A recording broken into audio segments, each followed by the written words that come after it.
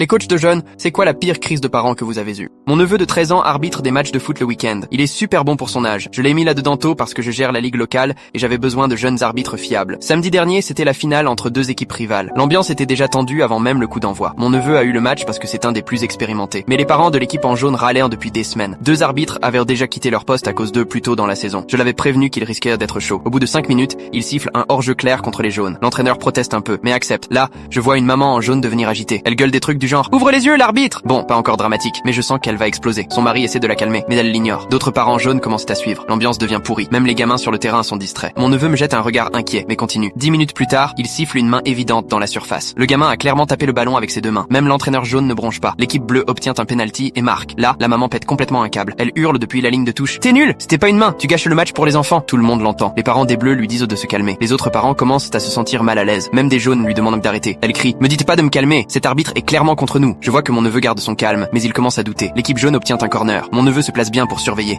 Rien à signaler, pas de but. Mais la maman trouve encore le moyen de râler. Il est mal placé. Il voit rien. C'est truqué ce match. Puis les bleus marquent à nouveau sur une contre-attaque. Et là, c'est comme si mon neveu avait personnellement ruiné leur rêve. La mère s'approche en hurlant. Cet arbitre est incompétent. Il nous vole la finale. C'est une blague. L'entraîneur jaune essaie de la raisonner. Elle se retourne contre lui aussi. Tu devrais défendre tes joueurs au lieu de rester là. Son mari tente de la retenir. Elle se dégage violemment et avance vers le terrain.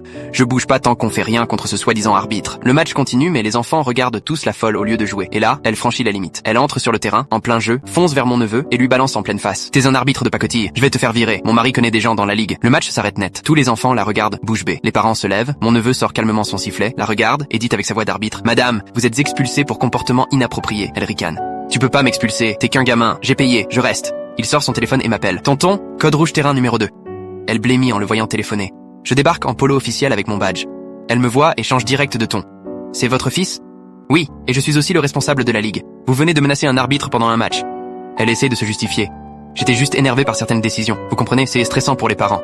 Non, madame, les décisions étaient correctes. J'ai regardé tout le match. Son mari prend enfin la parole. Elle s'excuse. Ça ne se reproduira pas. Laissez les enfants finir. Ça ne se reproduira pas, c'est sûr. Elle est interdite de stade jusqu'à la fin de la saison. Les agents de sécurité l'ont raccompagnée à sa voiture. Son mari a dû expliquer à leur enfant en larmes pourquoi maman n'avait pas le droit de regarder la fin de la finale.